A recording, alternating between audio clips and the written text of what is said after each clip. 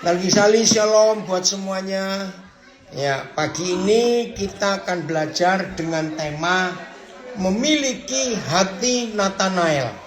Yang milih tema Pak Pendeta Benny Melekul dari Ngawi. Ya, memiliki hati Nathanael. Kenapa saudara? Nathanael itu begitu penting dalam kehidupan kita sebagai anak-anak Tuhan. Mari kita baca ayat yang pertama. Yohanes pasal 1 ayat 47. Yohanes pasal 1 ayat 47. Ya. Sebentar. Ya, Yohanes 1 ayat 47. Tunggu ya. Semua yang gabung di Facebook, Instagram, ayo kita belajar.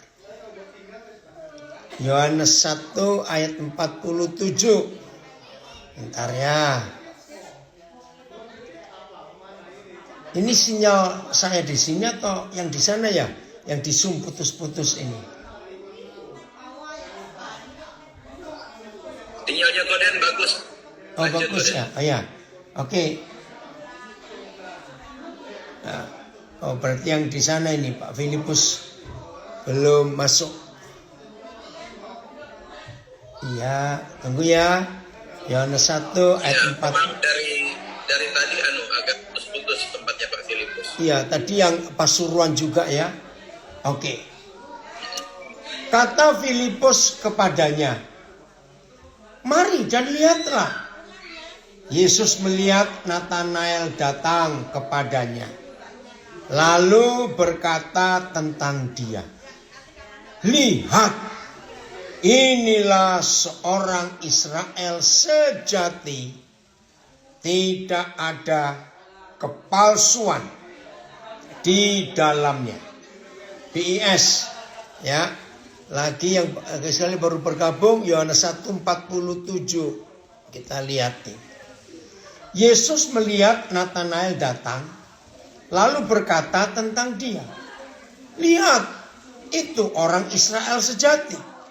Tidak ada kepalsuan padanya." TSI-nya. Waktu Yesus melihat Nathanael datang, dia berkata tentang Nathanael kepada kami. Jadi Tuhan Yesus menceritakan tentang Nathanael kepada murid-murid yang pertama dipilih. Ya. Lihat, dia itu Nathanael itu orang Israel sejati yang tidak mungkin menipu. Ya, yaudah sama sekali Bapak kamu gabung. Tidak mungkin menipu, jujur, tulus, tidak ada kepalsuan. MILT. Yesus melihat Nathanael yang datang kepadanya. Dan dia berkata mengenai Nathanael, "Lihatlah, seorang Israel sejati yang di dalamnya tidak ada tipu daya." Jadi kita punya berapa kata, nggak ada kepalsuan, orang yang jujur, ya, orang yang tidak mungkin menipu, orang yang nggak ada tipu daya. FAYH-nya kita lihat FAYH-nya, ya, FAYH. Mana itu? Woi, terima kasih Tuhan. Ketika mereka hampir sampai, Yesus berkata, "Inilah orang yang jujur, putra Israel sejati." Keren gak saudara? Ayo hari ini semua kita berjuang. Ya saya katakan, ayo mulai hari ini semua kita berjuang. Memiliki hati seperti Nathanael. Gak ada kepalsuan. Orangnya jujur. Gak ada kepura-puraan. Gak ada tipu daya. Gak ada kemunafikan. Kalau istilah umum, hatinya gak punya motivasi yang salah. Tidak ada udang di balik rempeyek. Istilahnya begitu. Bukan udang di balik batu gitu ya. Saudara, ayo kita berjuang. Jangan pernah ada seorang pun di antara kita yang berkata, zaman seperti sekarang ini sulit untuk bisa memiliki hati yang jujur? Enggak.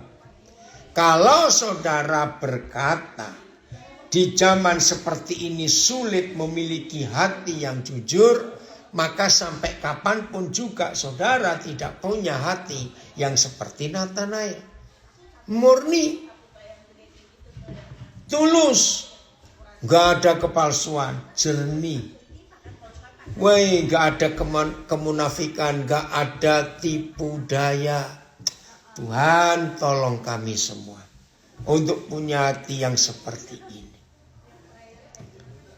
Nah, sebelum kita membahas tentang itu, mari kita lihat kalimat yang ada di Yohanes 1:47 sebelum Tuhan Yesus bicara siapa Natanael.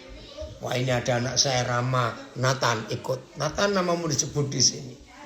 Ya, Jati, ya betul. Mas Arbi, kamu nulis itu ya, sejati, tulus. Ya. Oh, macam-macam itu tulisanmu, baik. Nah, saudara kita lihat, coba Filipus buka lagi kalimat yang penting sebelum Tuhan Yesus mengutarakan siapa Natanael itu, ada kalimat ini. Saya suka sekali. Yesus melihat Natanael datang kepadanya, lalu berkata tentang dia. AYT, Yesus berbicara mengenai Natanael. Ya, terjemahan lama, lalu berkata dari halnya. Oke, PS berkata tentang dia. Betul, TSC juga berkata tentang dia. Nah, maksudnya apa? Wih, anak saya dari Banyuwangi hadir, puji Tuhan, Lem. Begini saudara, banyak orang berkata tentang kita, pasti banyak. Nah, saya mau tanya, kalau orang berkata tentang kita, ya, kira-kira itu lebih banyak tulusnya atau lebih banyak pura-puranya? Maaf ini. Kalau orang bicara tentang kita, orang loh ini, ya semua kita tahu jawabannya lah. Ya tergantung orangnya. Kalau toh kita ini jahat, maaf ya saya berkata, kalau toh kita ini jahat, tapi ada orang yang lagi butuh utang kita, maaf ini saya ngomong. Ya walaupun orang itu tahu kita jahat, tapi kalau dia lagi butuh duit kita, biasanya ngomongnya tentang kita apa? Pasti yang baik-baik, bukan? Nah, itulah manusia. Tapi tidak dengan Tuhan kita.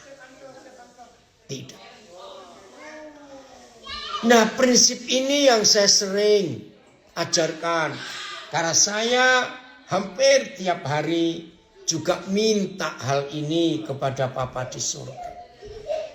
Berbahagialah saudara dan saya, kalau sering kali Bapa di surga berbicara tentang kita, siapa kita sesungguhnya. Nah, pagi itu ketika Andreas membawa Natanael untuk datang kepada Tuhan Yesus, tiba-tiba Tuhan Yesus Tiba-tiba Tuhan Yesus ngomong kepada Natanael. Tentang Natanael. Dia ngomong kepada orang banyak. Makasih Tulung Agung hadir. Ya. Makasih ya Johan. Adik Christmas. Saya belum pernah tahu. Kenal. Salam balik. Nah, dia ngomong tentang Natanael kepada Andreas. Kepada murid-murid yang lain yang pertama dipilih. Wow. Natanael itu orang Israel sejati yang gak ada kepalsuan di dalam. Saudara, kapan terakhir kali Tuhan bicara tentang kita? Dan kita tahu kalau Tuhan bicara tentang kita, pasti Tuhan gak mungkin basa-basi, maaf, mulut manis, ada maunya. Enggak. Itu dia. Tuhan kita kalau bicara tentang kita pasti tepat dan gak pernah terpengaruh dengan apapun juga. Maka itu sangat penting untuk saudara dan saya bisa menemukan apa apa yang Tuhan katakan tentang kita dalam hidup kita sehari-hari. Terpujilah Tuhan kalau Tuhan tahu bicara kepada kita tentang hal yang luar biasa. Pasti tulus. Ya, ini contoh lain. Ya. Kita buka Kisah Rasul 13 ayat 22. Kisah Rasul 13 ayat yang ke-22. Ya, kita melihat itu supaya kita tahu Tuhan bicara apa tentang kita. Ya, kita tunggu Pak Filipus buka. Terima kasih Papa untuk kasih-Mu dalam hidup ini. Terima kasih. Nah, tunggu ya Kisah Rasul 13 ayat 22. Kisah Rasul 13 ayat 22. Enggak. Setelah Saul disingkirkan, ya, Tuhan mengangkat Daud menjadi raja mereka. Nah ini loh, kalimat ini loh saudara. Tentang Daud, Tuhan telah menyatakan, aku telah mendapatkan Daud anak Isai Sem, seorang yang berkenan di hatiku dan yang melakukan segala kehendak. Ini dahsyat saudara. Waktu Papa di surga bicara tentang Daud ini kepada Samuel untuk memilih pengganti Raja Saul. Waduh, ternyata Daud waktu itu belum dipanggil. Berarti belum dipilih, belum diurapi. Ini yang menjadi pertanyaan saya. Pertama kali berapa puluh tahun yang lalu Roh Kudus mengajar saya tentang ayat ini. Bagaimana Tuhan bisa memberi komentar tentang seseorang yang belum pernah kenal Tuhan, yang belum pernah disapa, belum pernah dipanggil, belum pernah dipilih. Nah, biasanya kita manusia ini komen tentang seseorang itu kalau kita sudah pernah ketemu orang itu paling tidak, atau kita pernah berinteraksi dengan orang itu untuk beberapa kali. Ya, tapi itu pun seringkali komen kita tentang orang itu bisa salah karena kita baru ketemu. Nah, ini Papa di surga Daud itu belum pernah ketemu. Belum dipanggil, belum dipilih, belum diurapi, pokoknya belum apa-apa. Kok bisa Papa di surga menjelaskan kepada kita sampai hari ini siapa Daud? Maka itu, kalau Papa kita yang berbicara, maka tidak akan salah. Nah, sekarang ini yang saya mau katakan selalu kepada saudara. Kira-kira Tuhan menyatakan apa untuk kita masing-masing hari ini? Saya ulangi, kira-kira Tuhan menyatakan apa tentang kita untuk hari ini? Kenapa saya menekankan untuk hari ini? Sebab tiap hari kepribadian kita manusia ini seperti bunglon, bisa berubah-ubah. Ayo jawab, betul tidak? Setiap hari kita ini bisa berubah-berubah. Maaf, ini saya cuma cerita, jangan mikir yang macam-macam. Tahun 2020, 2021, waktu pandemik masih merajalela, maka kita sering kumpul di Zoom. Sudahlah, waktu Zoom itu ya, maaf, ini saya hanya bicara, jangan tersinggung. Kalau saya tersinggung ya itu orangnya gitu saja. Tiba-tiba tahun lalu, saya nggak akan lupa, itu bulan Agustus. Tiba-tiba ada perubahan yang mengerikan di antara kami. Yang tadinya kami bisa kompak apa-apa, dar.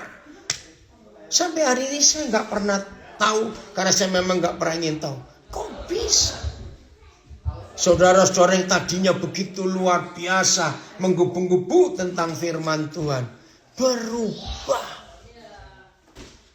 berbalik. Nah ternyata peristiwa Tuhan Yesus dengan murid-muridnya terjadi dengan kita, dan itulah manusia. Nah nggak usah ngerti ya ini kan yang ini nggak usah ditulis. Maaf. Nah maka itu setiap hari saudara dan saya harus selalu mengizinkan Tuhan mengecek hati kita, dan izinkan Tuhan berbicara tentang kita masing-masing. Hari ini kita ini siapa di hadapan Tuhan.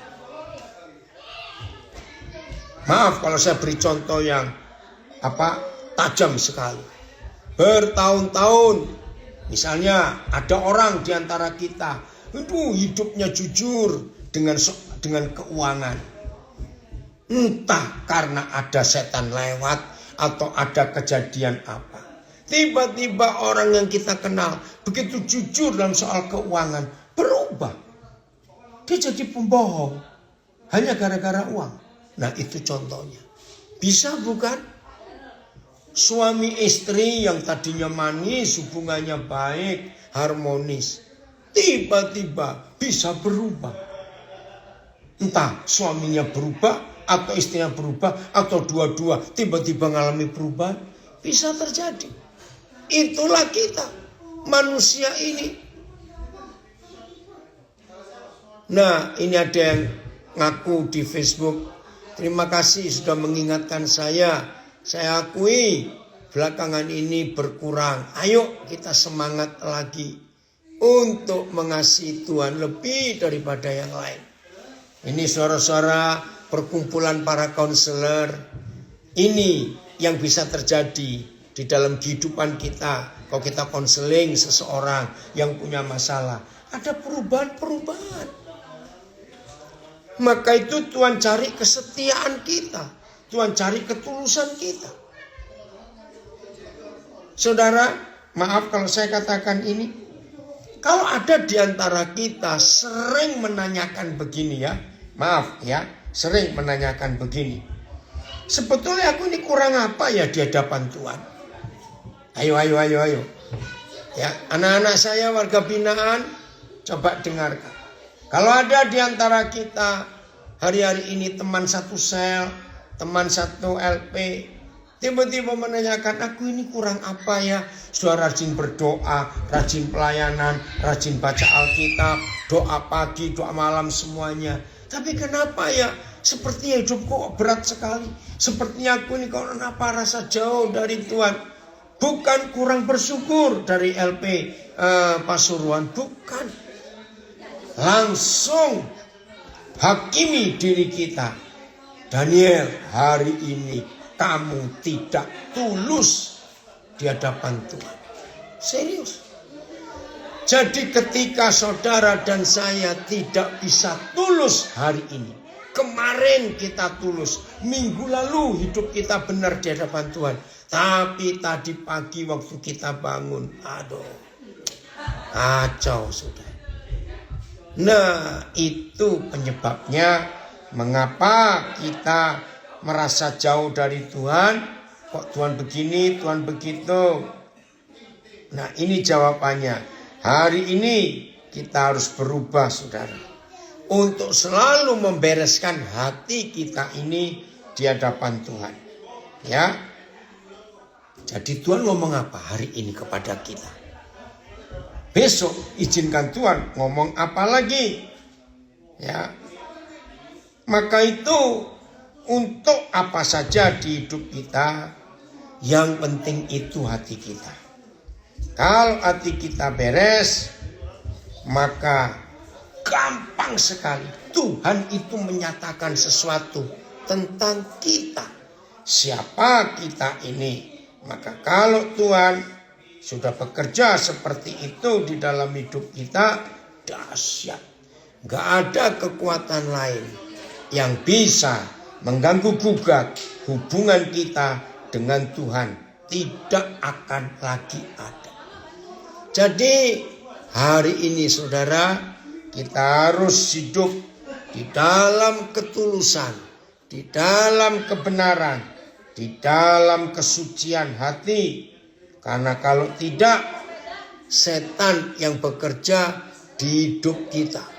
Maka itu penting sekali saudara dan saya harus sungguh-sungguh mulai menantikan apa yang Tuhan ingin kita kerjakan di hidup kita ini.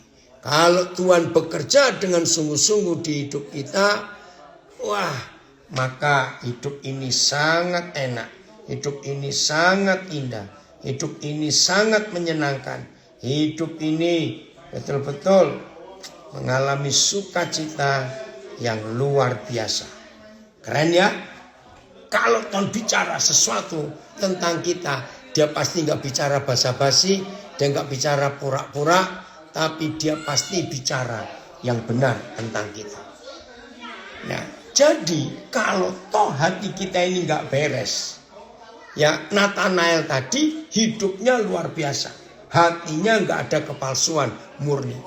Tapi kalau kita sedang gak beres pun dalam hidup ini, kalau kita mau jujur dan terbuka, maka Tuhan pun akan bicara kepada kita tentang kejahatan hati kita yang tersembunyi dalam hati ini. Itulah Bapa kita yang luar biasa. Terima kasih Bapak untuk itu. Jadi kebenaran ini tidak bisa kita biarkan begitu saja. Tapi kita berusaha, kebenaran kita pelajari hati Nathanael ini harus setiap hari kita pertahankan. Supaya Tuhan tetap menemui kita sebagai orang yang benar dan berkenan kepada Dia. Hebat sekali. Berapa waktu yang lalu saudara, ada seorang pejabat dari provinsi Papua, ya, yang berkantor di Jayapura. Nah, ternyata pejabat ini, pejabat provinsi ya, suatu hari dia mendengar khotbah saya lewat YouTube tentang kemurnian hati. Lalu dia dapat nomor telepon saya dan dia telepon saya. Waduh, saya kaget. Ada pejabat Papua yang buat saya itu surprise. Karena itu pertama kali ada pejabat dari provinsi Papua yang diskusi tentang firman. Nah, akhirnya saya tuh stop dulu. Bapak, maaf ya, saya tanya dulu. Kenapa Bapak bisa menanyakan tema khotbah itu? Itu tentang Mazmur 73 ayat 1. Nah, karena dia lupa, dia itu tanya saya begini, Pak Pendeta.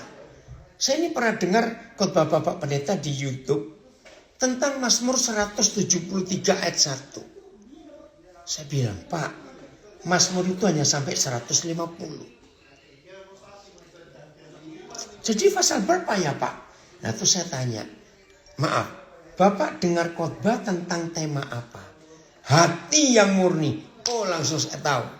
Itu Mazmur 73 Pak. Oh iya Mazmur 73. Nah yang jadi pertanyaannya, dia bilang, saya ini lupa Pak. Itu YouTube-nya apa, tema khotbahnya apa. Waduh, kalau saya ditanya begitu saya juga lupa. Maka itu saya tanya, gini aja Pak. Maksud Bapak menanyakan, karena itu serius saudara. Waktu telepon saya serius sekali. Begitu dasar, gini loh Pak.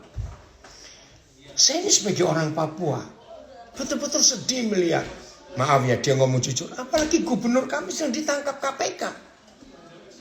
Nah saya itu melihat di antara teman-teman saya baik yang sekantor apa istilahnya ya, sekementerian, bahkan di kantor-kantor yang lain Pak. Aduh apalagi di Papua, kita tahu Pak, pemerintah pusat menggelontorkan uang otsus, otonomi khusus ratusan triliun Pak.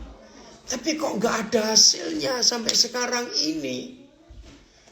Oh saya tahu, Nah saudara, akhirnya dia bilang, khotbah Bapak itu yang menjawab saya bahwa ketidaktulusan hati dan ketidakmurnian hati itu yang menyebabkan korupsi itu ada.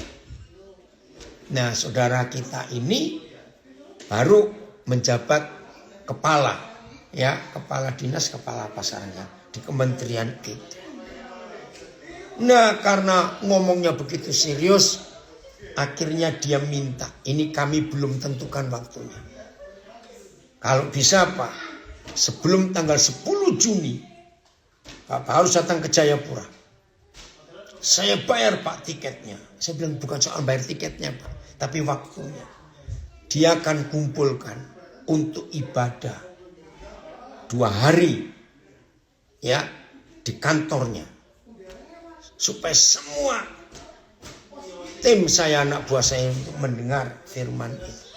Karena kalau tidak ada kemurnian hati ini di hati pejabat-pejabat Papua ini, hancur provinsi ini. Karena semuanya isinya kejahatan. Wih, luar biasa.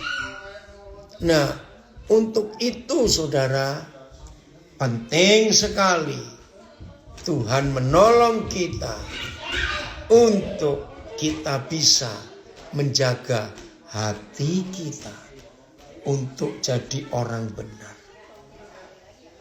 Yang baru gabung, kita lagi belajar Yohanes 1 ayat 47 tentang hati Natanael yang tidak punya kepalsuan dalam hidupnya. Wah, itu seru sekali. Nah, kalau kita mau hidup di dalam kebenaran yang Tuhan percayakan kepada kita. Jelas ya? Ayo kita jaga baik-baik. Lanjut. Terus bagaimana kita bisa punya hati yang gak ada kepalsuan? Ayo kita belajar ini. Bagaimana kita bisa punya hati yang gak ada kepalsuan dalam hidup ini? Gampang kok saudara. Nanti sekali gampang sekali. Kalau kita hidup gak punya kepalsuan. Lakukan 2 hal ini, ya, supaya hati kita gak ada kepalsuan. 1, jangan egois. Jangan mementingkan diri sendiri. Catat. Saya ulangi. Hanya ada 2 cara supaya kita bisa hidup tanpa kepalsuan. Yaitu, jangan ada egois, mementingkan diri sendiri. Ini fatal saudara. Orang yang selalu mikir dirinya sendiri, orang yang fokus hidupnya ke aku dan aku. Catat, orang itu pasti hatinya jahat. Maaf, jangan tersinggung. Loh, kenapa bisa? Orang yang egoisnya tinggi, pokoknya aku, apa-apa aku untuk aku. Orang itu pasti jahat. Sebab orang itu gak ingin punya saingan dalam hidupnya. Orang itu tidak bisa tahan melihat saudaranya, sahabatnya, orang lain berhasil. Orang yang egois itu tidak pernah bangga kalau orang lain berhasil. Betul ya? Orang yang seperti itu, ini dari LP Wanita Martapura bicara. Orang seperti itu jahat. Pasti menyingkirkan dan menjatuhkan orang lain.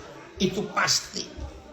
Maka itu kalau saudara gak bertobat dari egois dan mementingkan diri sendiri, maka sampai kapanpun saudara adalah orang jahat. Maaf. Nah kalau sudah begitu, hatinya penuh kepalsuan, penuh intrik hatinya, dan mulutnya culas dan jahat. Judes atau julid, istilah itu, judes lidah. Ngeri. Hal kedua, orang yang gak bisa murni hatinya. Karena orang itu nggak pernah merasa cukup dan nggak pernah bisa bilang cukup di hidupnya. Orang egois itu orang yang nggak pernah puas di hidupnya. Orang egois adalah orang nggak pernah merasa cukup, kurang terus. Karena hatinya kurang terus, merasa kurang. Maka hatinya nggak murni, hatinya jadi jahat. Karena merasa kurang terus. Suami istri yang nggak pernah merasa cukup dengan hidup pasangannya akan terjadi perselingkuhan. Karena dia akan cari orang lain. Karena istriku, suamiku nggak bisa memuaskan aku. Nah, jadi dia egois, mementingkan diri sendiri. Dia cari korban lain yang bisa memuaskan hidupnya. Oh Tuhan, ampuni kami. Jadi kalau saudara ingin hidup benar, nggak punya kepalsuan di hidup, ayo kita periksa, ya, kita periksa hidup kita. Apakah kita sudah bebas dari egois? Apakah kita sudah bisa berkata cukup untuk hidup ini? Maka kalau dua hal itu ada, kita bisa mengalahkan, ya. Maka hidup itu aman luar biasa, saudara. Ya, saya ulangi, hidup itu pasti aman. Hidup itu pasti luar biasa. Kalau kita sudah memiliki hidup yang gak egois, tapi untuk orang lain. Maka ini yang akan hebat sekali kalau kita punya rasa tidak egois dan punya rasa cukup. Terima kasih Tuhan untuk kedahsyatan yang luar biasa ini. Jelas ya? Jadi sambil mendengar ini kita periksa. Sudah betul belum? Buang egois dengan berkata cukup. Maka kemurnian itu gampang sekali. Oke? Ayo kita lanjut. Nah, kepada orang yang hatinya seperti ini, ya saya ulangi, kepada orang yang hatinya seperti ini, saudara, setan itu gak akan berani dekat. Catat, gak akan berani dekat. Oh, ada komen dari Klaten. Supaya, komen toh. Oh ya, saya punya teman hidupnya merasa kurang terus. Akhirnya sakit-sakitan. Pasti. Orang yang hidupnya merasa kurang terus, orang itu gak pernah puas, saudara. Orang yang hidupnya gak pernah merasa puas itu susah tidur. Karena dipikir itu besok bagaimana, besok aku bagaimana. Nah, orang seperti itu pasti sakit-sakitan. Terima kasih nak untuk komenmu ini. Ingat ya, ini ada fakta ini. Orang yang hidupnya kurang terus pasti akan sakit-sakitan. Ini kita harus jaga dalam hidup kita.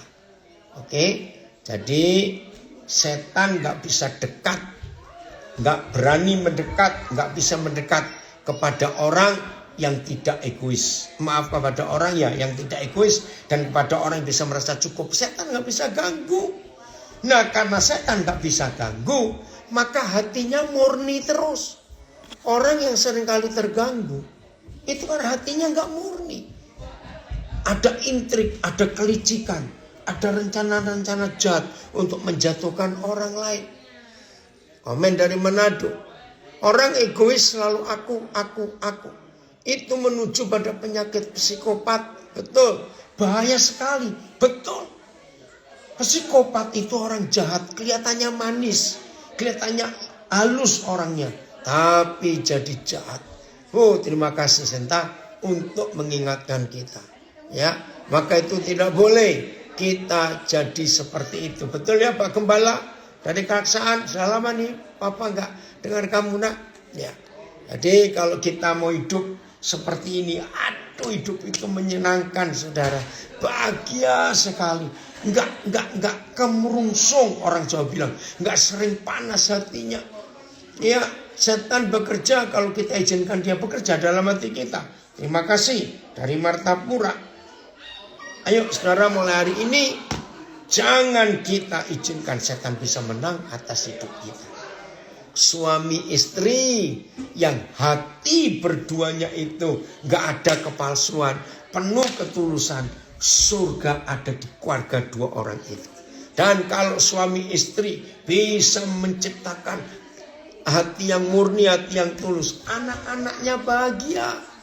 Karena surga ada di rumah orang tuanya. Dan anak-anaknya mengalami hal-hal yang luar biasa. Keren ya, kalau kita mau hidup seperti itu saudara.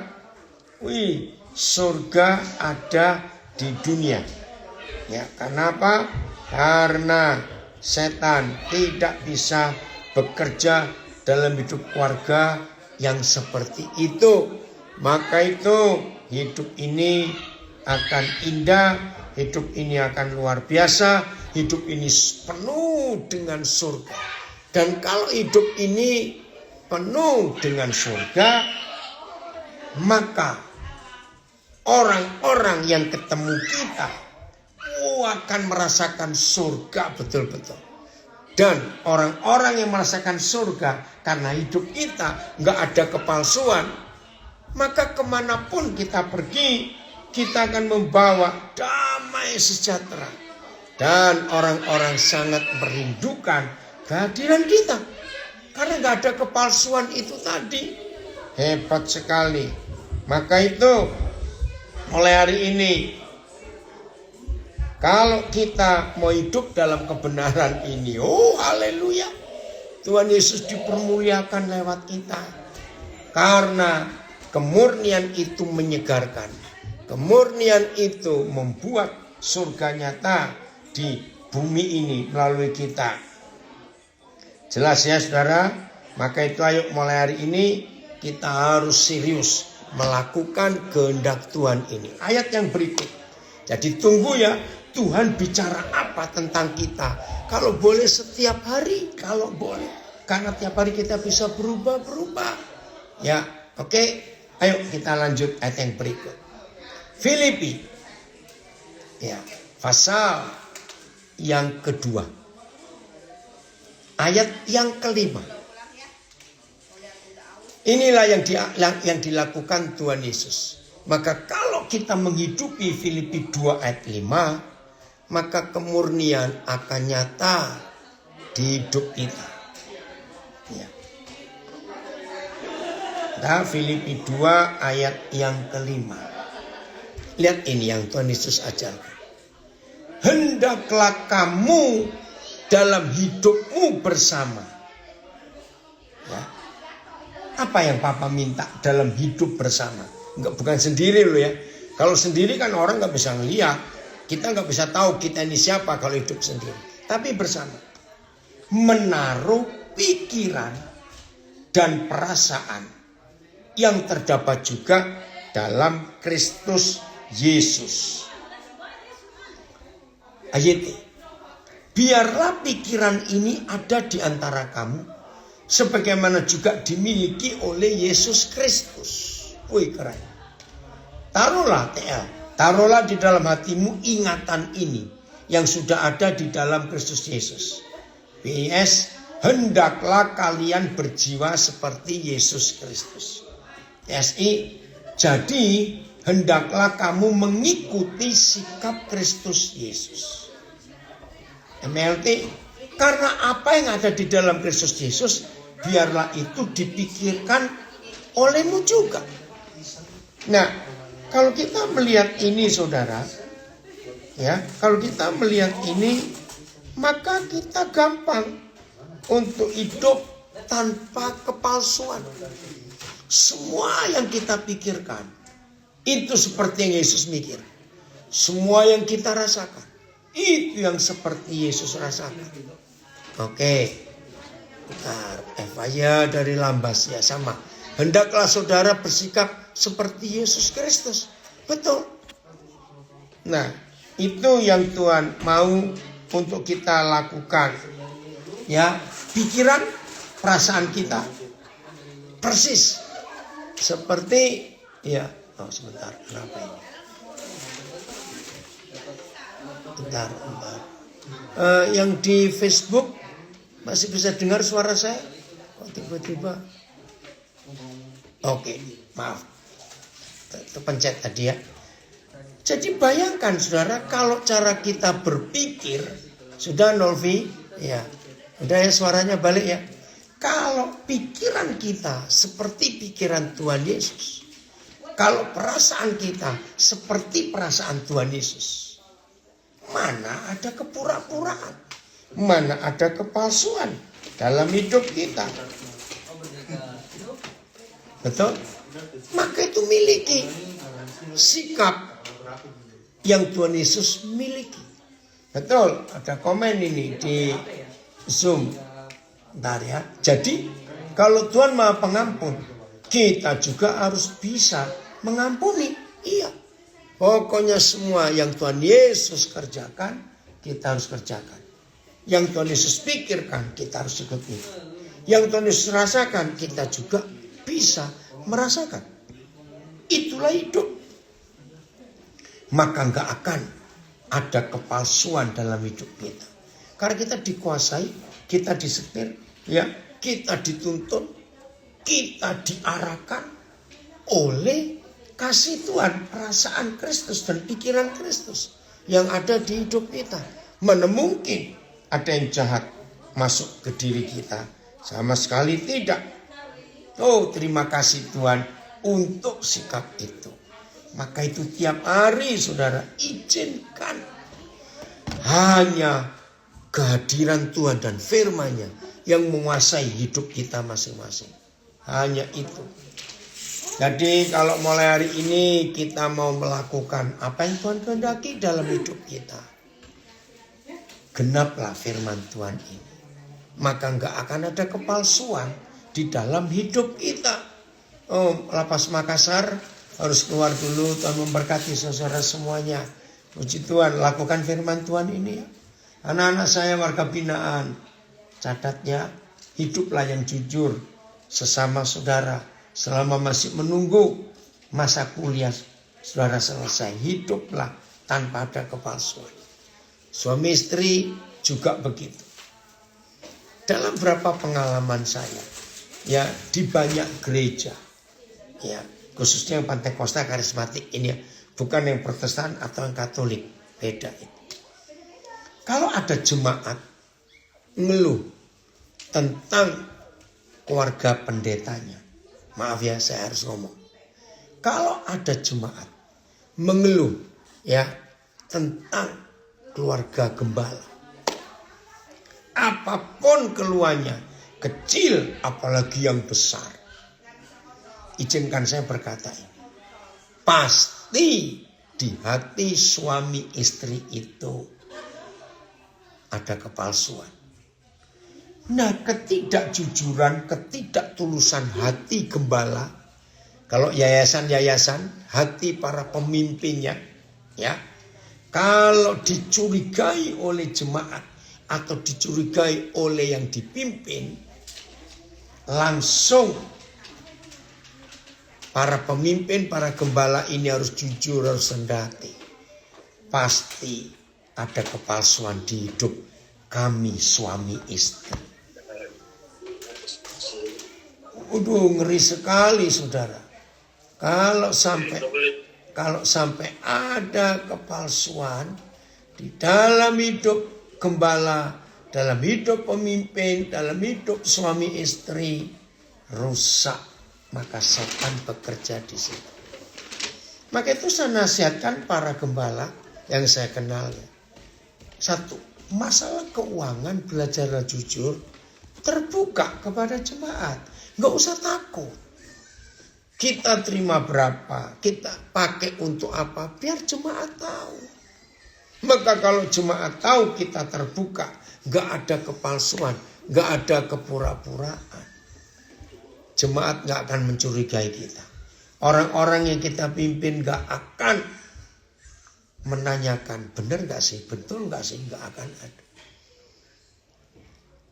Ya, ada komen ini. Selama kita masih bernafas, sebenarnya Tuhan ingin kita mendengarkan suaranya. Betul.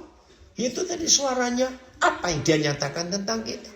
Akan tetapi karena kenakalan kita susah untuk mendengarkan suaranya. Ampuni kami Bapa. Amin. Harus kita minta ampun. Nathan, makasih kamu gabung. Nah, jadi dalam konsep hidup, kalau ada gembala sampai dicurigai jemaat, ada pemimpin dicurigai yang dipimpin, ya maaf, ada kepalsuan yang kita nggak pernah terbuka dalam hidup ini. Enak loh terbuka itu, enak jujur itu. Biar orang melihatnya. Izinkan saya menggunakan istilah Jawa. Tapi Jawa bukan yang umum ini. Salah satu kalimat atau kata dalam filosofi Jawa yang saya paling suka. Bloko suto. Ya, dalam kebenaran fakta bloko suto itu kalau bahasa Indonesia sehari-hari tembus pandang. Luar dalam sama. Mulut dan hati sama. Nah itu bloko suto. Bahasa asingnya transparan. Tembus pandang. Saudara, kalau kita itu bloko suto transparan. Nah Nathanael itu transparan. Nggak ada kepalsuan. Jadi orang lihat luar dan lihat dalamnya itu sama. Nah itu yang dimiliki oleh Nathanael. Dalam teori Jawa, seorang pemimpin disebut sakti. Punya kesaktian. Itu kalau pemimpin itu transparan. Tembus pandang. Nggak ada kepalsuan. Nah di dalam teori Jawa, kalau orang itu bloko suto, hidupnya transparan, pasti ada istilah idu geni. Itu bahasa ngokonya, idu geni. Ludahnya, itu ludah, geni itu api. Wih, itu falsafah Jawa luar biasa. Jadi pemimpin yang hatinya tulus, gak ada kepalsuan. Kata-katanya itu penuh kuasa. Nah kalau pakai bahasa tinggi, sabdo pandito ratu. Itu istilah Jawa. Apa itu sabdo pandito ratu? Sabdo itu sabda, kata-kata. Pandito buat orang Jawa itu pemimpin spiritual. Ratu itu raja. Wah, luar biasa itu. Jadi bagi orang Jawa, pemimpin spiritual yang punya kuasa itu cuma satu. Kalau dia itu nggak ada kepalsuan. Hidupnya transparan. Oke, ada pertanyaan dari LP Porong. Bagaimana dengan informasi kolektor di gereja lapas? Apakah juga harus diinfokan kepada semua jemaat? Karena selama ini hanya diketahui oleh koordinator gereja dan wali gereja atau petugas lapas. Banyak jemaat WBB yang minta agar diumumkan. Iya, seharusnya. Tapi saya nggak tahu aturan lapas. Ya karena walaupun ada gereja di lapas, tapi kan di bawah apa istilahnya? Kepala lapas itu saya nggak tahu istilahnya. Nah, tapi kalau koordinatornya itu yang dipilih oleh kepala lapas itu juga anak Tuhan yang ada di dalam, harusnya terbuka laporan keuangan. Ya tinggal ditulis saja di papan. Hari ini kolektor terima berapa, saldo masih berapa sampai bulan ini, lalu digunakan untuk apa? Ya harusnya terbuka begitu. Itu ya. Nah ini Diki siapa ya nak? Diki Alfian Kurnain. Ya papa nggak tahu, ada banyak anak papa namanya Diki. Coba jelaskan anak Diki yang di mana. Jadi itu ya istilah Jawa ini luar biasa. Jadi pemimpin yang tidak ada kepalsuan, setan nggak bisa sembunyi. Begitu. Ya. Dan pemimpin yang setan gak bisa sembunyi, pasti mulutnya penuh kuasa. Waduh, jangan begitu. Ya, LP Martapura, kemuliaan Tuhan dinyatakan. Semua kita bisa, nak. Bukan cuma 1 orang, 2 orang. Semua kita bisa. Mau hidup tanpa kepalsuan. Ini tadi itu. Jangan egois. Bisa berkata cukup. Tembus pandang.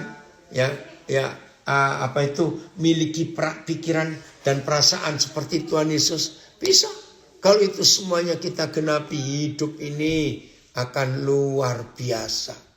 Nah, bayangkan kalau dunia menemukan pemimpin-pemimpin yang seperti itu. Wah, anak saya hamba Tuhan dari LA. Betul. Gitu ya. Setuju sekali. Maka itu hiduplah benar berkenan di hadapan Tuhan. Maka itu Tuhan Yesus berkata, kalau iya katakan ya, kalau tidak katakan tidak. Lebih daripada itu pasti berasal dari si jahat. Nah, ini kejahatan yang terjadi ketika ada kepalsuan di hidup kita. Jadi, Diki itu, makasih. Ini Bapak Andreas nak yang ngomong tentang kamu. Ya, Bapak nggak tahu itu. Ya, oke. Ayat terakhir. Ayo semua kita hidup yang transparan. Kalau kita hidup transparan, maka hidup ini enak sekali. Setan gak bisa ganggu, saudara. Serius, setan gak bisa ganggu. Kalau setan gak bisa ganggu kita, berarti setan kalah. Jadi kita yang menang. Kalau kita yang menang, wah hidup ini pasti luar biasa. Oke ya. Yohanes 15 ayat 3.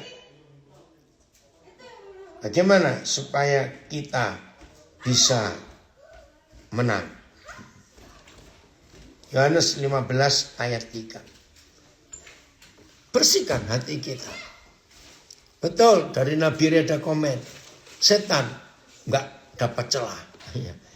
Evelyn, Papi ini masih ada. Ini ada Wakna juga di sini. Ada VV di sini. Masih ada. Nah, kamu memang sudah bersih. Kamu memang sudah nggak ada kepalsuan. Kamu memang sudah murni. Kamu memang sudah jernih. Yohanes 15 ayat 3. Karena firman yang telah kukatakan kepadamu.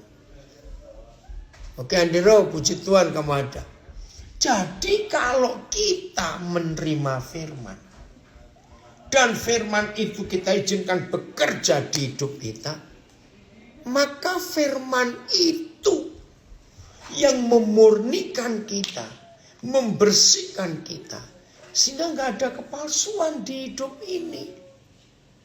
Terima kasih Bapak untuk itu. Itulah yang Tuhan ingin. Togar, maaf ya, lupa. Yang pernah ketemu spesial. Baik nak.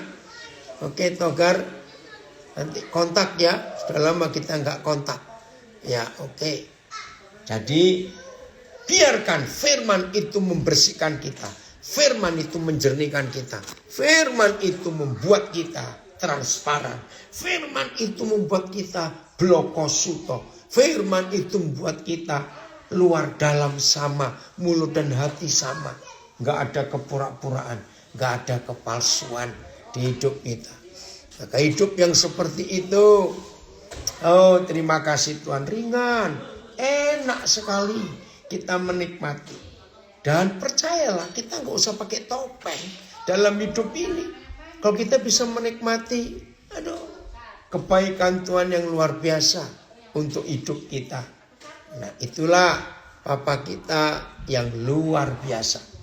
Kebenarannya akan memerdekakan kita. Sukacita surga melimpah dan penuh atas hidup kita. Hebat ya Tuhan kita. Oke saudara, berbahagialah kita yang bisa menjaga tidak ada kepalsuan. Berbahagialah kita yang bisa menjaga pikiran kita sesuai pikiran Kristus, hati kita sesuai hati Kristus. Luar biasa. Dunia akan jadi seperti surga karena kita hidupnya nggak ada kepalsuan. Orang nggak pernah mencurigai kita yang macam-macam. Hidup ini indah, hidup itu menyenangkan. Tuhan Yesus memberkati kita semua dan nikmatilah apa yang Tuhan sudah sediakan buat kita semuanya. Terima kasih Bapak. Jadi hati bersih, hati murni, nggak ada kepalsuan, enak sekali. Setan nggak bisa bekerja dalam hidup kita. Puji Tuhan, selamat menikmati hidup tanpa kepalsuan, hidup murni, nggak ada kepura-puraan, nggak ada yang perlu disembunyikan, nggak ada yang perlu kita takut. Kita takuti kalau orang tahu tentang kita, biarkan tahu tentang kita semuanya. Amin ya, dari Ponorogo. Puji Tuhan. Ya, anak-anak saya semua warga binaan senang sekali bisa ikut belajar hari ini. Tuhan Yesus memberkati kita semuanya.